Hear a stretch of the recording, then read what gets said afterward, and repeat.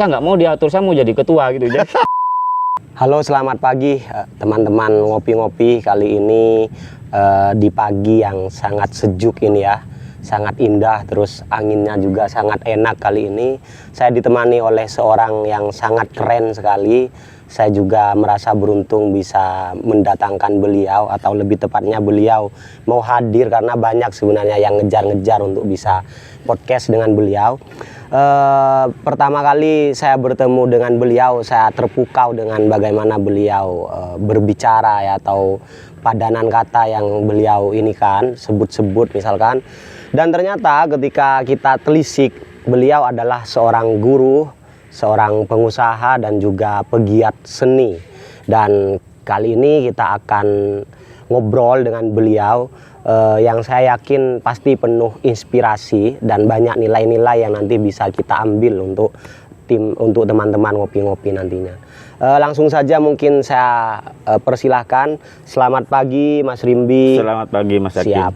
Beliau kalau tidak salah ya, Mas Rimby Ariraja. Mas. Rimby Ariraja. Mas Rimby Ariraja. Apa tuh Mas arti Rimby Ariraja tuh? Rimby Ariraja itu saya bersyukur banget Iya.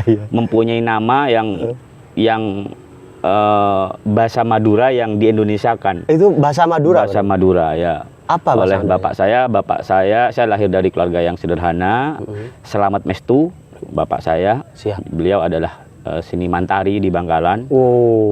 Keren. Mulai zamannya Pak Ja'far Safei dulu. Iya, Kemudian saya dikasih nama Rimby Ariraja yang artinya Rembi Ariraja.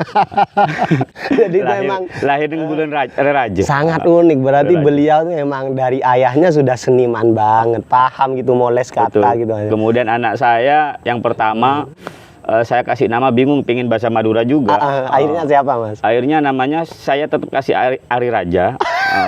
Cuman depannya saya rubah bin Sambina Ariraja. Ben Kiben bin Sambina. Jadi apa namanya? Namanya Ben Kiben Ariraja, bawaannya saya gitu. Oh iya. Keren. Karena memang berarti memang beliau ini keluarga seniman. Oke, mungkin Mas Rimby kita ingin ngobrol-ngobrol, izin ngobrol-ngobrol dengan sampean sambil lalu diminum kopinya juga airnya biar tambah asik. Terima kasih. Boleh Mas Rimby diceritakan dulu ke teman-teman, mungkin kan sekarang sampean udah menjadi seniman top nih, atau pegiat seni yang sudah sangat terkenal di Bangkalan, tapi boleh nggak cerita dulu dari sampean masa kecilnya mungkin di mana, atau pendidikannya di mana gitu Mas Rimby? Ya, terima kasih Mas Makin. Kemarin lusa ya mungkin ya, saya ditelepon Iya. Ustadz Sinal, Mas Sinal, saudara saya, adik saya juga, mau di podcast katanya untuk sharing tentang entrepreneur Betul. yang sukses.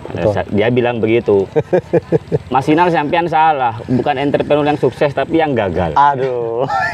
Iya. Di acara ngopi-ngopi katanya gitu. Lah karena ngopi-ngopi saya sukanya memang kopi hitam. Betul. Yang lebih natural, lebih. Dan Mas Rimby ini nggak mau kopi susu loh teman-teman, katanya agak mual atau gimana Mas Rimby? Iya. Oke. Saya dilahirkan dari keluarga seniman. Saya diarahkan memang untuk mencintai tari karena bapak saya seniman tari. Tapi bakat saya mulai dari TK memang cenderung ke arah seni rupa, melukis. Jadi mulai TK saya memang selalu ikutlah berkompetisi Dari TK sampai dari TK. Dan akhirnya SD pun begitu, tari tetap ikut saya. Dan tari pun saya merasakan saya kok terpaksa ikut tari karena saya nggak merasa nyaman di tari. Iya. Tapi ya untuk membahagiakan orang tua saya. Ya betul. Gitu. Betul. Masa nanya penari nggak bisa nari kan gitu. Benar. Kemudian Masa sampai mau SMP pun juga mulai dapat honor lah, dari SMP sudah dapat honor 25.000, begitu bahagianya dengan menari itu. SMP sampean sudah dibayar berarti? Sudah dibayar sama dari bapak nari. saya. Kemudian gimana caranya saya melepas tari ya. Jadi akhirnya saya ya malas, nggak mau ikut lagi karena saya memang lebih suka rupa daripada tari. Kemudian SMA pun juga saya sudah mulai malas berkompetisi di rupa. Kok ya gini-gini aja, maksudnya saingan saya nggak berat-berat gitu loh. Iya. Agak sombong sedikit. Berarti sampean orang yang paling berprestasi di tari itu, benar. Kemudian SMA saya ngambil jurusan IPS kayak SMA 1. Oh, sampean pendidikan di sini semua sampai SMA? Pendidikannya di Bangkalan semua. Subhanallah. IPS karena saya memang nggak menyukai hitungan, pelajaran berhitung. Menghindari banget ya. Jurusan IPS akhirnya saya terjebak juga dengan apa kuliah yang akan saya jalani. Opsinya adalah seni rupa. Iya. Seni rupa kan IPS bisa dulu. Iya, seni rupa Tapi IPS, ternyata berjalannya waktu, saya mempelajari, saya baca-baca, akhirnya kok saya tertarik ke desain gitu loh. Bukan ke seni rupanya. Iya. Sementara saya jurusan saya IPS. Ketertarikan sampean tuh kapan sampean sadari itu? Ketertarikan saya ketika seorang desainer banyak yang lebih kaya daripada seniman. Targetnya adalah kaya. It's about money sekali. Balik ke seniman sana. kok miskin-miskin gitu. Kan biasanya dulu Di proyeksi otak saya ke dulu depannya SMA. gitu ya. Benar. Di otak saya SMA seperti itu. Seniman kok miskin. Saya mau tetap dengan bakat saya menggambar, ya mungkin bisa dengan arsitek, dengan mungkin, tapi saya lebih tertarik di desain. Oh. Dalam otak kecil saya mustahil saya masuk ke jurusan desain grafis yang populer Iya. di ITS. Wah. Dari jurusan IPS. Sampean ITS ya? Ya, ITS. Subhanallah. Ya, Keren. kemudian insya Allah lah saya nekat banget, daripada saya nggak mencoba, saya kan nggak tahu hasilnya. Akhirnya saya izin untuk ikut les di dosennya desain grafis di ITS. Sebelum itu. Setelah ujian SMA. Iya. Setelah Saya UN ya. Setelah belajar menggambar. Jadi setelah ada senam PTN, ujian senam PTN-nya itu ada tes khusus yang namanya tes gambar. Lah, tes gambarnya ini saya yang katanya mendapatkan nilai A. Subhanallah. Akhirnya alhamdulillah diterimalah saya sebagai mahasiswa desain grafis ITS dari jurusan IPS pertama kali pada waktu itu. Yang lain IPA semua. Itu Karena jarang banget di loh, ITS kan Mas Indi. tempatnya anak IPA. Karena teknik. Pastinya. Ya ada lah, prosentasenya kecil banget dan termasuk sampean itu Betul. mungkin. Dilanjutin apa? Lanjut, Dilanjutin. waktu di ITS, waktu Di kuliah. ITS saya semester 1 masih pengenalan mata kuliahnya begini-begini, masih belum ada beban lah. Bebannya itu nanti muncul ketika di atas semester 4 mulai ada yang membutuhkan cat yang begitu mahalnya, alat gambar yang komputer yang spek grafis. Iya, wah itu Ketika beda saya tuh, Mas. saya pulang tiap minggu. Saya memang sadar saya dari keluarga yang sangat sederhana, dan dari kesederhanaan itu saya banyak belajar. Jadi saya cari kos yang memang paling murah pada waktu itu, 60.000 per bulan. Jadi dari triplek ukuran 2x3. Iya. Jadi kamar itu hanya cukup untuk baju saya dan Saking kasur. sampean nggak ada uang lah. Intinya ingin membantu lah. Yang bisa saya bantu ke orang tua hanya itu. Kemudian saya pulang semester 5 tiap minggu tuh dapat jatah 60.000 juga per minggu untuk makan. Subhanallah. Dari kampus. Dari orang tua. Kalau pulang saya dari saya minggu saya 60.000 pulang. ya. Akhirnya saya pulang dari rumah itu sampai dulu naik kapal kan. Dari dulu rumah naik sampai kapal tuh saya niatnya pulang itu untuk Pak, saya perlu komputer. Jadi ketika mau Udah minta diniatkan uang, dari Surabaya mau bilang ya. ketika mau pulang, bapak saya baru ngirim emasnya, yang emas saya kuliah di Mataram. Saya tuh nggak jadi minta. Nggak jadi minta. Nggak tega sendiri. Sampai saya dari rumah sampai ke Kamal itu, ke Perak itu, untuk ke Surabaya saya nangis gitu. Iya, Saya nggak mau pulang lagi, kasihan gitu, nggak tega. Dari hal seperti itu saya berusaha mencari celah apa yang bisa saya hasilkan ketika kuliah. Jadi anak desain itu memang tajir mereka itu, anaknya orang-orang kaya. Iya pastinya, Mas. Karena emang sudah proyeksinya udah jelas. Dari teman yang saya lihat itu, mereka enggan untuk bercengkrama dengan alat-alat pertukangan. Nah, sementara di desain banyak banget bikin market, bikin begini, bikin produk. Lah dari celah itu saya memanfaatkan, ayolah saya yang kerjain. Subhanallah. Dari itu saya alhamdulillah punya tambahan sedikit lah untuk income lah ya. Untuk makan saya, untuk lain-lain lah. Sudah gak dari orang tua aja. Saya nggak ingin pulang, saya nggak tega. Akhirnya memang saya males pulang. Itu yang jadi masalah. Ngebangbung sampai akhirnya di ITS. Jadi ada acara ini saya ngikut, ada acara ini saya ikut, dengan hasil yang saya dapetin itu. Iya, Saya sedikit bisa beradaptasi lah dengan lingkungan kuliah saya yang awalnya saya minder karena saya nggak punya apa-apa, saya nggak punya kamera bla bla bla, kebutuhan grafis. Di situ saya mendapatkan ilmu grafis itu, S1 grafis itu tidak harus pinter ngedit yang kita bayangkan ya, desain grafis ngedit video yang canggih, yang rumit, yang dulu pada waktu itu pakai Adobe Premiere, Corel Draw, Photoshop dan sebagainya, harus pinter itu. Ternyata enggak. Mas. Ternyata enggak. Banyak hal yang kita pelajari di desain grafis itu yang tidak ada di jurusan lain.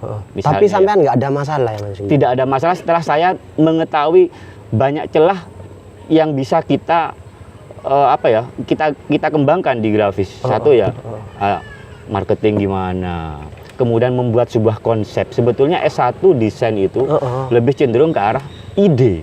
Subhanallah. Jadi kalau misalnya kita mau canggih ngedit video, canggih ngedit media cetak dan sebagainya, nggak perlu kuliah S1. Cukup diploma sudah pinter. Iya. Malah anak-anak Kalau sekarang anak proyeksinya, SMA sudah pinter banget. Iya. Ya main Corel, main Photoshop, editing Kalau cuma semuanya. kombinasi warna, buat bentuk, tapi yang paling penting malah di idea itu Di ya. idenya itu. Aduh, Di keren, idenya keren, itu. keren. Karena itu Keren banget loh. saya selalu berpikir ke black box. Black box itu ide yang orang lain tidak terpikirkan. Nah, Sekarang kan kebanyakan orang itu berpikir yang umum, yang kebanyakan orang, yang glass box, yang mudah ditebak. ya. Saya di sekolah juga mengajarkan seperti itu, cari ide. Yang umum utama begitu itu ya. masalah nanti aplikatifnya itu gampang banget, itu pekerjaan tukang, bukan pekerjaan seorang desainer. Pantesan ya Mas Rimbi ya, kalau kita lihat tuh malah desain yang bagus tuh kayak nyentuh banget gitu ya ke soul gitu ya.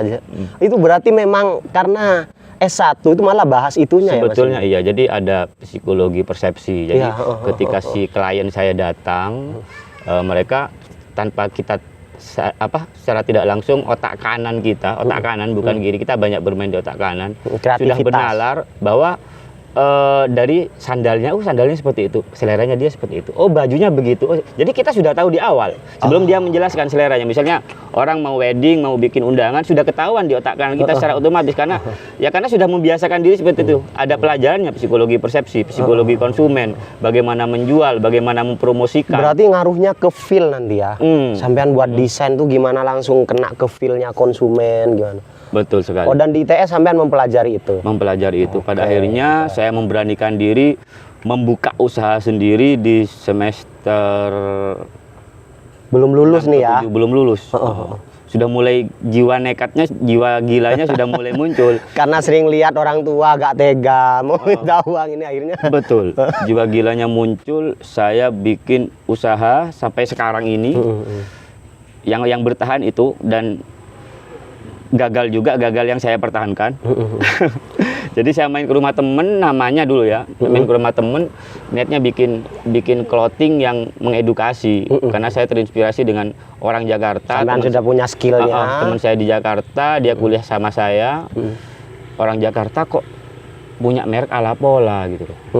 Ternyata dia aslinya Sumenep. Begitu bangganya dia orang Jakarta yang memunculkan brand Maduranya. Iya, brand Madura dan juga gak formal gitu kan. Benar-benar. Sedangkan kita yang anak Madura kadang kuliah di luar kota, kita malu mengakui Kita agak pede bahwa kita orang Madura. Ya, saya sepakat banget. Kita malu dengan logat kita yang medok dengan bahasa Madura. Itu keunggulan, bukan kelemahan. Minimal itu ciri khas itu sudah.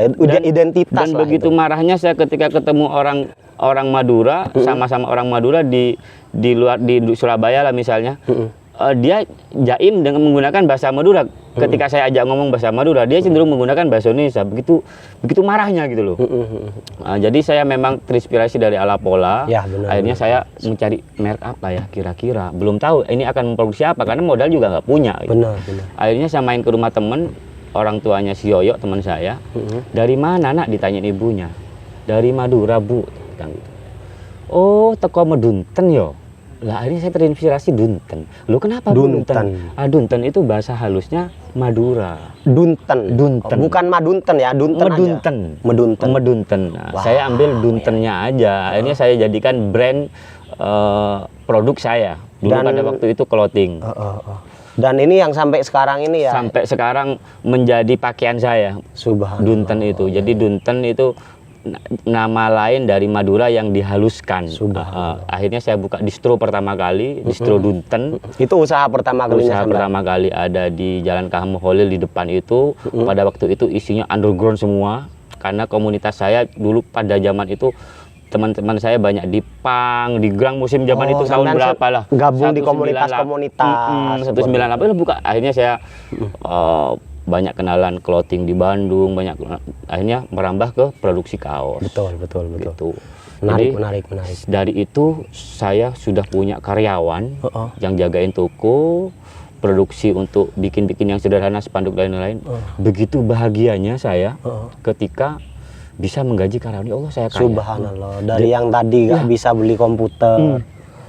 Jadi sampai sekarang saya nggak pernah target punya komputer yang wow, karena saya tapi mencari kebutuhan loh saya kalau mencari kelebihan. seni. Saya merasa saya pinter banget, jadi saya gila gitu loh. Saya merasa itu kelebihan saya nggak harus pinter komputer, karena mungkin dengan begitu saya membutuhkan orang yang bisa saya perintahkan manut sama saya gitu loh. Karena manajerialnya udah ya. Karena watak saya memang kalau bahasa Maduranya pengko, saya nggak mau diatur. Karena mukong saya nggak gitu ya. mukong. Karena saya nggak mau diatur, maka memang kelihatan sih sampean rebel banget sampean. Saya dimanapun saya nggak mau diatur, saya mau jadi ketua gitu. Jadi dari dulu seperti itu. Mentalnya udah nggak gitu sampean. Saya udah tuh. Tapi sampai sekarang bahasa ketua itu ya karena di Islam juga kan kita jadilah kamu pemimpin atas dirimu. Jadi gitu. Ya, benar. Jadi bahasa ketua itu karena saya sayang pada diri saya sendiri. Luar biasa. Dan saya nggak mau menjalani sesuatu yang saya merasa beban di dalamnya. Nah, betul. Sampean udah koleris banget, kuat banget sampean karakternya. Dan nasibnya ini gimana sampean kuliahnya tuh? Kuliah saya hampir kayak SD, 6 tahun lebih. Tapi di ITS dan teknik kan memang rata-rata terkenal rumitnya pada zaman itu gitu memang, kan. aduh gila ya. Tapi lulus Mas Rid. Alhamdulillah terpaksa lulus. Di sama dosen, sudahlah kamu harus. Jadi ada ya, kembali lagi ke berhitung, matematika dasar saya nggak lulus. Iya. Dan itu kan ada ya di dunia seni, sebenarnya hitung-hitungan malah ada tetap di sebenarnya. semester awal itu ada matematika rekayasa dan sebagainya. Berhitung itu. Oke, sampean lulus tahun berapa tuh Mas? Lulus 2006 lebih lah wisudanya. 2006 ya maksudnya. Dan itu sampean lulus tuh udah posisi punya usaha tuh Mas ya? Sudah punya usaha dan jadi kalau saya sudah mencapai apa yang saya inginkan, saya agak malas, bosen. Sampean tipikal explorer gitu ya. Ini jadi terus pindah lagi, ini gak seneng yang stuck di sini terus. Iya, gitu. betul. Akhirnya gabung di IO Surabaya. Itu, di Surabaya masih? Di Surabaya itu sudah mau lulus, tinggal skripsi aja. Di Goodwill, terus pindah ke desainnya O2 namanya. O2. Itu Oksigen, punyanya Anang Krisdayanti. Jadi bagian desain, bagian promo. Subhanallah. Jadi kalau berguna lah ya ilmu ITS ya. Betul. Terus ternyata ketika di dunia kerja yang kita butuhkan enggak serumit yang kita bayangkan. Corel Draw yang benar-benar ternyata idenya ketemu sudah sederhana, sudah nyampe, nggak perlu. Sekarang kan kalau kita tahu sepeda motor ibaratnya. Awal kita tahu sepeda motor kan otomatis kita ingin ngebut, ingin berekspresi gitu. Ternyata ketika sudah lama kita pakai membosan, kita akhirnya menikmati banget, berjalan dengan menikmati. Iya, kalau awal-awal nggak tahu itu gimana bisa nyalip itu kan gaya-gaya termasuk juga para desainer juga yang baru-baru, mereka lebih suka mengeksplor hal-hal yang efeknya yang rumit begini-begini, tapi pesannya nggak tersampaikan dan sebagainya. Ternyata ketika kerja menurut sampean lo ternyata partnya sudah ada, lo tinggal ya gimana kinerjanya aja gitu Mas Rindy. Betul. Terus akhirnya garap eventnya Bambang DH pada waktu itu wali kota, kemudian terakhir garap punyanya Bupati Mojokerto, putranya itu sahabat saya Pak Wibisono. Subhanallah. Saya garap sekian ratus kartu se-Kabupaten Mojokerto. Itu proyek besar saya. Subhanallah. Aktif di sana sampai ya, masih kuliah. Terus ada garapan kaos juga yang endingnya gagal. Dalam arti endingnya gagal itu si calon bupati itu malah nggak jadi. Maksudnya nggak jadi mencalonkan karena terkendala apa, entah itu hilang, katanya sih hilang, diculik atau gimana, ceritanya begitu. Ya kerugian banyak banget. Intinya sampean sudah mulai punya usaha di sana, mulai desainnya sampean mulai dikerjakan. Kerugian banyak banget, dan mungkin ini pertama kali saya mempublikasikan ke semuanya, termasuk ke orang tua saya, termasuk istri saya. Gimana tuh? 100 juta pada waktu itu sama Yoyo itu. Ya Allah. Sampean pernah rugi 100 juta itu. Tapi setiap kerugian saya memang saya pendam sendiri, saya pikirkan sendiri. Yang rugi saya kok saya bercerita ke orang kan gitu. Subhanallah. Jadi gimana caranya saya menutupi itu? Aduh, gimana? Akhirnya mulai ya saya banyak kenalan aneh. Kenapa saya nggak buka studio musik? Tapi tetap nggak tertutupi. Iya, pasti sampean stres banget tuh. Ya. Pada umur segitu sampean rugi 100 juta tuh. Dan sampean belum jadi loh itu ceritanya. Belum apa-apa. Iya. Belum apa-apa. Gimana tuh Mas Rimbi? Terus ya gimana caranya? Sudahlah, saya harus hijrah. Kamu pulang, ini ada peluang untuk PNS, kata bapak. Intinya bapak itu Iya, mungkin iya, kalau iya. saya ya, saya nggak pulang-pulang. Gitu. Old man banget itu, sudah Soro PNS, Mole, sudah keren. Soro Abine, Soro Alakuna Bangkalan. Jadi nggak, mereka beliau itu orang tua saya, pengennya kita ada di Bangkalan semua. Iya, iya, iya. Kemudian saya suruh menghadap ke Bapak Bupati, Bapak Fuad. Subhanallah ya, Rafuat. Saya dari teknik. Ya kamu mau masuk apa, kata Pak Fuad gitu. Saya menghadap sama Bapak. Tokoh berarti ayahnya sampean bisa mempertemukan. Sebetulnya sebetulnya lebih banyak dikenal di karyanya Bapak itu. Kemudian saya ingin jadi guru Bapak gitu ke Pak Fuad itu. Loh, kamu kan sarjana teknik gitu. Kenapa di guru gitu kan? Aneh. Kayak kepotong banget sampean aktivitas sampean di kampus, usahanya sampean ini. Tiba-tiba keinginan saya ingin jadi guru. Jadi guru itu saya nggak ada yang ngatur, saya ketua lagi gitu. Ya, sampean mikirnya di sana, malah ngatur sampean itu. Dan mungkin dengan guru saya mentoladani Nabi Muhammad kan gitu. Beliau guru, dan satu-satunya ladang pahala yang banyak ya di guru. Ini kok kepotong nih Mas Rimbi, ceritanya sampean kepotong, sampean orangnya rebel, gak mau diatur, kuliah lama, terus ini mengalami kerugian dan sebagainya. Kok tiba-tiba sampean punya pemikiran yang mulia seperti itu, Cuk? Ada yang hilang. Seharusnya saya mengejar di mana materi yang paling mudah saya dapetin dengan ilmu saya kan. Benar. Ketika saya diharapkan menjadi PNS. Kalau jadi guru kamu nggak bisa, harus sekolah lagi, akte mengajar kan. Akte 4. Benar. Akhirnya ya nggak apa-apa, saya sekolah lagi gitu. Akhirnya sekolah itu tinggal berapa bulan, 4 bulan. Ibu tolonglah Bu Yuni, saya dibantu bapak saya komunikasi juga. Akhirnya saya bisa ngikutin sisa kuliah 4 bulan itu yang harusnya kan 1 tahun untuk mengejar akte 4. Subhanallah. Akhirnya beliau mau bantu, saya dapat ijazah akte mengajar. Magang pertama kali di SMA 2 Bangkalan. Tak tolong Bapak Kuswandi. Pak Kus, sampean kan mau jadi magang itu, Pak Kus sampean kan mau workshop, saya gantiin apa, nggak usah digaji lah. Saya pengen ngajar, pengen tahu caranya ngajar gitu. Ya, akhirnya pada 2007 saya mengajar, menggantikan Pak Kus, dan seterusnya saya THL untuk menunggu tes CPNS. Dan sampean bisa menikmati mengajar. Saya mengajar kok nyaman gitu loh. Jadi saya nggak ada keterikatan. Awalnya sampean coba-coba aja ya berarti ya. Tapi di awal saya memang, kalau saya balik saya pengen jadi guru, di otak saya. Ada sudah ya keinginan itu ya. Ingin jadi guru. Akhirnya 2009 saya PNS sudah. Sampai sekarang pun saya tetap ada di SMA 2 ya, sudah berapa lebih dari 10 tahun kan. Benar. Jadi awal ngajar saya nggak ditempatkan di Seni Budaya, malah setelah THL, tapi di TIK, Teknologi Informasi Komunikasi, dulu ada TIK. Saya ngajar. Ada dulu ya, benar. Ngajar kelas 12 yang ngajar materi multimedia ya, dunia saya lagi. Akhirnya TIK dihapus, saya kembali ke Seni Budaya. Kembali lagi ke konsep entrepreneur ya. Dari usaha yang di Surabaya gagal.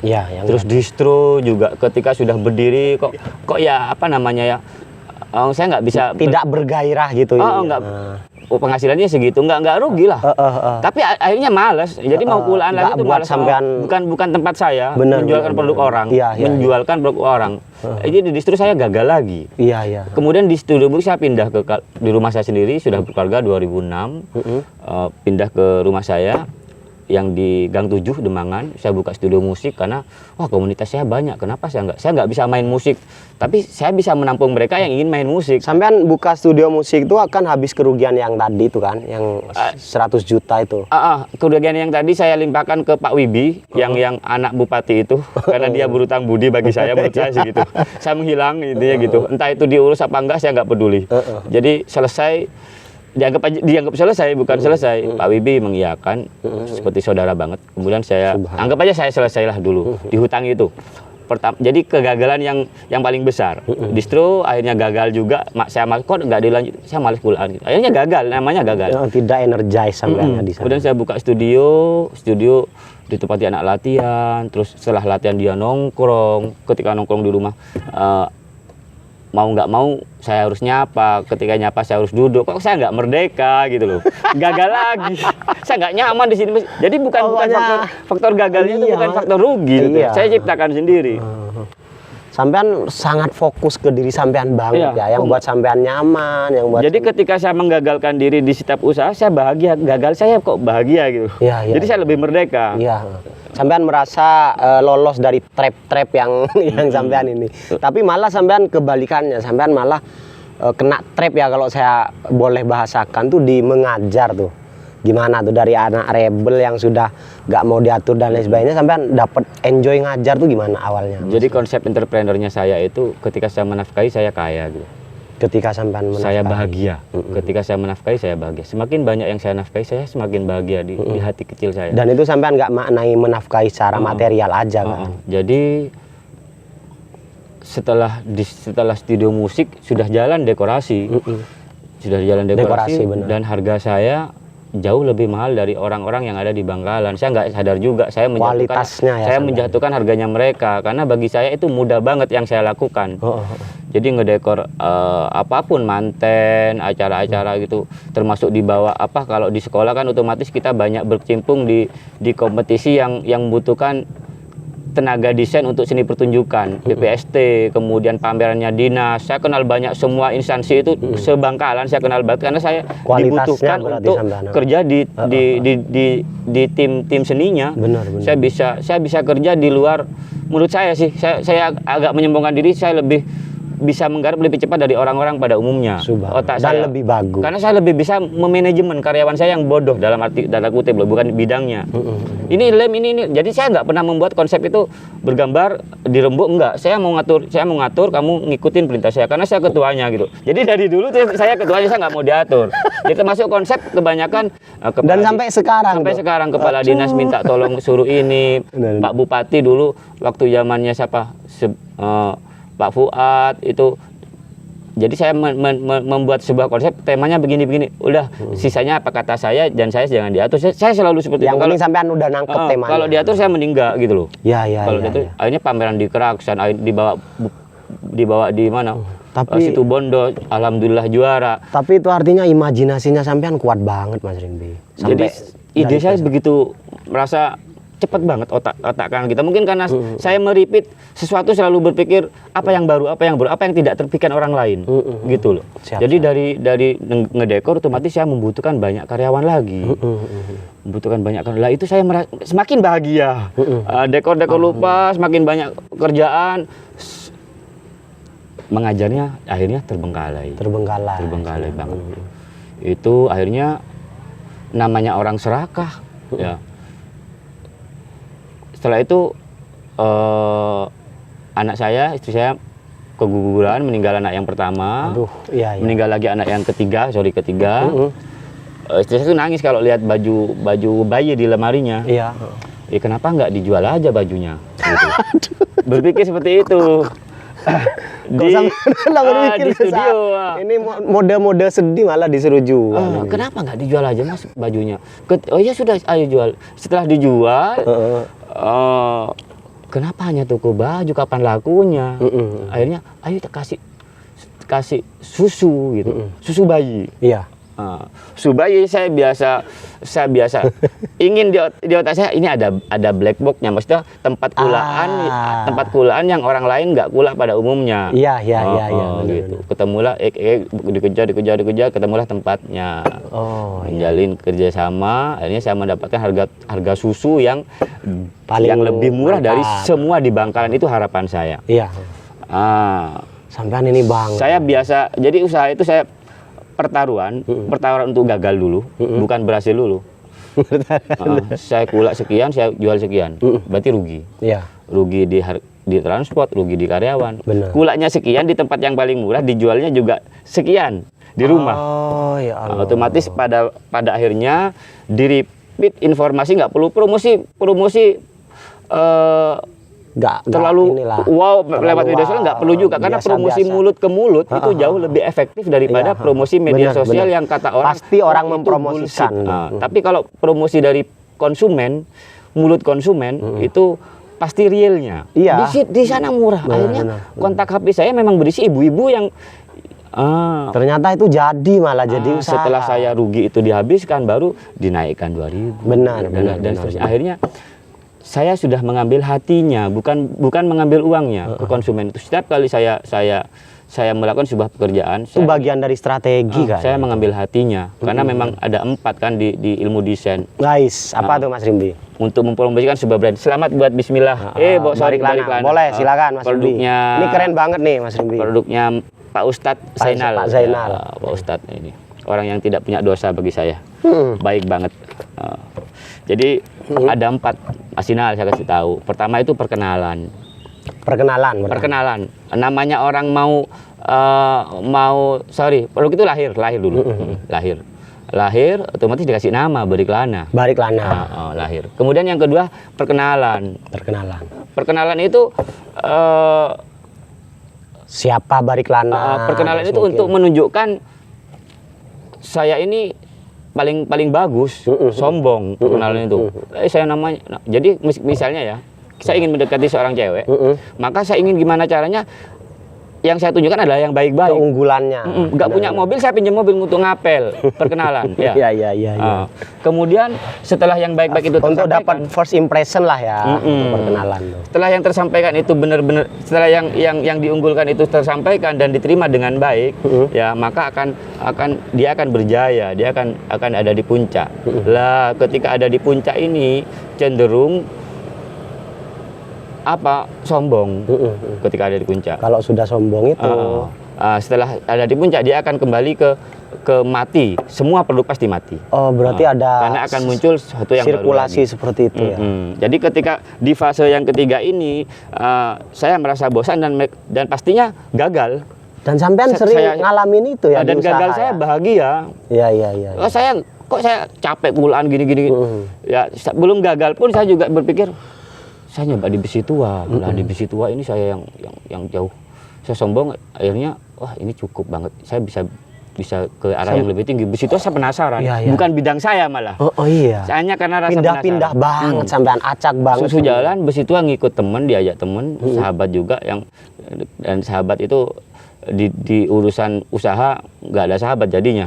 Jadi bisa rusak. Jadi lebih baik memang ketika kita buka usaha atas kepemimpinan kita sendiri, jangan sampai bekerja sama. Bagi saya harus jadi ketua lagi. Sampean malah iya itu melekat banget ke sampean. Jadi bekerja sama di usaha dengan saudara aja bisa rusak karena urusan materi. Ya kadang memang orang rentan di sana sih, makanya itu perlu Jadi kena kerugian besar, ditipu hampir 1 M di usaha yang sangat mudah. Subhanallah. Ya Allah gitu. Akhirnya ya semuanya hancur. Di usaha yang besi itu ya. Kembali lagi ke tadi 4 tadi itu. Ternyata setelah saya mempelajari budaya, merasa nyaman gitu loh. Jadi memang di 4 tadi itu ada di terahnya kita, nenek moyang, Anacaraka itu lahir. Deta Sawela itu perkenalan. Anacaraka, Deta Sawela pada jayanya. Ketika dia merasa jaya, endingnya apa? Mage betanga. Apa tuh? Menjadi betang. Menjadi bangkai ya. kan. Kembali lagi ke tahap awal lagi. Itu semacam siklus sudah ya, kayak siklus kemudian alam. Setelah belajar agama dari guru saya juga, saya banyak belajar agama dari beliau. Ada 4 juga yang kita cari. Ketika lahir kita mencari ilmu, yang kedua ilmu didapatkan untuk mencari rezeki. Setelah rezeki didapatkan, gimana caranya rezeki itu digunakan untuk hal yang baik, akhirnya menjadikan keselamatan. Benar. Setelah selamat, maka endingnya kita menjadi tua, gak bisa ngapa-ngapain, endingnya adalah kemuliaan, dirawat anak cucu kita. Jadi kalau dari awal kita sudah membuat benih yang ilmu yang buruk disampaikan dengan yang buruk, kemudian menghasilkan rezekinya yang buruk juga, akhirnya menjadi sebuah makanan yang haram, endingnya juga matinya juga intinya masa tuanya nggak nyaman lah. Saling sinkron ya mulai dari awal ya. Itu saya mulai tertarik dengan agama, sedikit banyak belajar membaca karena waktu di kuliah namanya sholat itu sering ditinggalkan lah ya.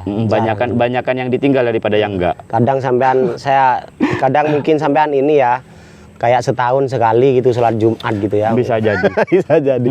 Terus itu tadi sampean pas di besi tua rugi besar itu nyambung ke usahanya sampean yang sekarang yang Madunten sama Artan Design ini gimana Mas Indi? Jadi kalau Dunten sejak kuliah. Iya. Nama Dunten itu sejak kuliah. Sampean Nama tetap pertahankan brand itu ya. Studionya namanya juga Dunten, IO-nya di Bangkalan juga Dunten. Sampai sekarang masih Sampai sekarang masih Dunten Alhamdulillah. mewakili produk yang saya ciptakan. Apa tuh? Termasuk kaos ini. Oh, iya. Jadi iya. ketika saya liburan, saya memang mau ngapain nih? Saya punya kegiatan di mana pakaian saya adalah Dunten. Saya punya produk yang namanya Dunten. Iya. Jadi sampean jadi promotor produknya sampean sendiri. Ya, gitu. kemudian bapak saya kok buat tongkos gitu loh. Tongkos ini ya Mas ya. Tongkos. Saya nggak tertarik. Main Dulu rumah, pernah dipakai Pak Emil, Pak Sandiaga Uno. Ya, awal. Nah, jadi saya lihat rumah bapak saya buat tongkos, buat apa, Pak? Saya ingin belajar tuh malas gitu masih. Kemudian kembali ke tadi, kenapa saya pengen desainer? Karena si desainer itu seniman matre. Iya. Ketika Desainer. dia berkarya, Seniman maka yang ada uangnya. seniman yang materialistis. Ya, jadi benar. dia nggak akan berkarya kalau nggak dibayar. Benar. Kemudian akhirnya saya menerima job pertama kali tongkos. Saya belum bisa punya tongkos, belum bisa buat tongkos. Akhirnya terpaksa saya buat tongkos karena ada job pada waktu itu 40 tongkos. Tongkos itu apa maksudnya? Tongkos itu bedanya apa sama topi Mas? Nanti saya jelasin. Akhirnya saya terpaksa belajar dengan hasil yang menurut saya terbaik bagi bapak saya pada waktu itu. Tapi kok buruk gitu loh, nggak nyaman. Karena karena ini dipakai setiap hari. Benar. Akhirnya belajar dari teman, belajar dari satunya. Memang itu 5 tahun yang lalu, 6 tahun yang lalu saya mulai belajar tongkos. Akhirnya saya bisa tahu tahap-tahapnya membuat tongkos. Ketika saya buat tongkos, maka saya harus tahu apa makna dari yang saya buat. Betul. Itu yang meaningnya lah ya. Ternyata kembali lagi ke tadi, saya begitu mencintai budaya banget, apalagi tentang Bangkalan, apalagi tentang Madura. Saya mempelajari, saya bertanya ke Om Hasan Sasra, bertanya ke yang sepuh-sepuh, kemudian Ibu Supi Tresnaat, kemudian sahabat-sahabat saya di Belfabat, Bu Nunung dan sebagainya. Saya pendahulu di bidang budaya. Belajar dengan beliau-beliau. Kemudian mendapatkan sebuah kata ya, ini ada 2 lilitan, tapi kalau kita lihat dari kanan kiri ada 4. Iya. Entah itu benar atau salah, saya nggak peduli filosofi ini. Yang penting filosofi ini adalah budaya yang bagus dan harus kita sebarkan, nggak masalah meskipun salah. Kenapa? Karena maknanya bagus. Apa tuh Mas ini? Jadi ini yang harus kita junjung, ada di kepala paling tinggi, Bapak Bebuk Guru Rato. Yang harus kita hormati di tongkos ini. Bapak, Ibu, Guru dan Bapak, pemimpin. Ibu, Guru Rato. Iya. Jadi kita diajak berkumpul, bukan mempakemkan loh, seandainya ini dipakemkan, ini masih setelah saya mengalami perjalanan jauh, saya merasa Filosofi asik punya ini harus tongkos. Jadi saya buat aja, saya taruh di rumah, ada tamu dari luar kota, saya kasih ada, begitu berharganya ini bagi mereka. Sebuah benda yang saya jelaskan filosofinya. Jadi Pak, tongkosnya enak dipakai sholat dan sebagainya. Beda dengan odeng-odeng yang lain. Ini tongkos itu artinya apa? Ada artinya sendiri nggak nama tongkos? Soalnya saya baru dengar dari sampean nih Mas. Jadi apa yang bisa kita jual, sebuah souvenir, kembali lagi ke souvenir, berhubungan dengan kaos. Kalau yang baju Sakera, Ponorogo punya, Situbondo punya, banyak Madura Timur yang punya, tidak ada khas Bangkalannya. Ternyata ada sebuah cerita, Madura asli lah bahasa. ada sebuah cerita, seorang Cakarenat V itu ditanya oleh putranya, kalau nggak salah Panembahan Sidomukti pada waktu itu, apa kira-kira yang akan kita wariskan kepada regenerasi kita. Betul. Gitu. Kemudian beliaunya mengajak putranya ke sebuah pesisir pantai. Ini sumbernya dari Om Hasan Sasra ya. Saya melanjutkan dan saya begitu terharu banget. Tersentuh sampai dengan cerita itu ya. Dia ke putranya ke sebuah pesisir laut dan menunjuk sebuah meemeh. Semacam apa tuh Mas? Belangkas. Meemeh. Kayak kura-kura di laut yang ekornya panjang, yang diambil telurnya toh. Iya. Meemehnya pada waktu itu cerengan namanya, mungkin ya orang-orang dulu ada levelnya wali Allah ya, ada juga mungkin. Meemeh itu tepang waktu menikah. Lagi kawin lah ya. Dia menindih begini, dia menyilang ekornya. Nah, itulah angkatlah itu sebagai simbol dari Bangkalan. Jadi hanya meemeh, binatang yang kawinnya hanya sekali. setia, simbolnya kesetiaan lah yang kita ambil. Subhanallah. Ya. Itu. Jadi kalau misalnya, jadi saya berpikir memang yang terberat di Bangkalan itu gimana menikah sekali setia. Kalau nggak nikah sekali itu mengkhianati nenek moyang, pesan nenek moyang. Nggak ikut-ikutan saya juga. Ayo kita minum. Iya. Silakan minum bariklana dulu Mas Rindi. Ya mungkin kalau kita punya dalam tanda kutip pemimpin besok yang setia kepada rakyatnya, setia kepada istrinya dan sebagainya, mungkin akan kembali berjaya lagi Bangkalan. Semacam cita-cita tuh ya. Kesetiaan. Benar. Jadi kalau dari Bapak Sawawi Imron, kita hidup di Madura ini, kita makan ini hasil dari tanah Madura. Besok-besok juga kita mati akan dikubur di Madura. Darah kita akan bersatu dengan tanah yang ada di Madura. Masa kita mengkhianati Madura? Benar. Jadi setia. Keren banget obrolan kita dengan Mas Rimbi. Sejauh ini masih tentang budaya, seni, pegiat seni dan entrepreneur. Sekarang kita mulai masuk ke ini Mas Rimbi, kehidupan sampean di dunia mengajar ya. Karena sampean sebegitu keras kepalanya, rebel mungkin di keluarga itu, orang yang bebas banget kayaknya. Dan sampean jadi guru, mau jadi apa tuh murid sampean gimana? Meskipun teman-teman ini perlu di ini ya, teman-teman, saya di awal tadi Mas Rimbi bilang pesen ke saya, nanti apapun yang di podcast itu harus ada pertanggungjawaban, minimal itu sudah pasti ada malaikat. Benar atau sekali. Nanti akan dipublish, itu harus bertanggung jawab. Artinya sebenarnya jiwa gurunya itu sebenarnya sangat tinggi loh Mas Rimbi. Coba Mas sampean cerita tentang dunianya sampean di mengajar nih Mas. Ya. Saya suka dengan acara seperti ini sebab paling tidak kita bisa mentransfer sebuah edukasi. Amin, apa yang jelek dari kita yang kita omongin ini jangan ditiru lah. Ya, biar teman-teman harus bisa menyeleksi juga. Apa yang baik mungkin bermanfaat. Saya harap juga bisa menjadi amal jariah bagi kita. Amin, amal jariah, teman-teman. Jadi setelah saya rugi banget, saya jatuh di titik nol, saya nggak punya siapa-siapa, bahkan istri saya tuh sudah stres banget, mau gila ya. Ya Allah. Yang menyelamatkan kamu adalah karena kamu guru. Kamu mengajarnya dengan tulus katanya. Saya bersyukur sekali. Jadi saya mulai dari sudahlah, saya kembali ke guru lagi. Saya ingin mengajar yang benar lagi.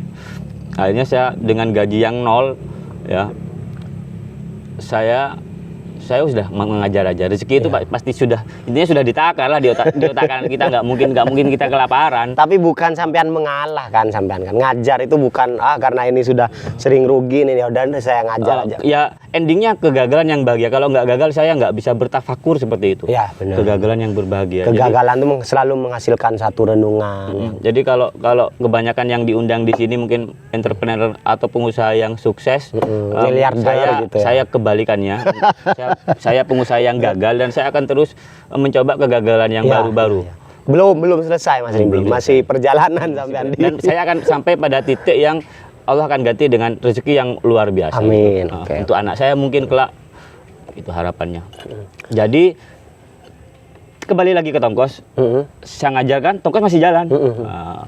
Akhirnya saya sebagai pengrajin tongkos dikumpulkan, ngajarin saya menikmati banget, sudah kembali ke guru pada terahnya.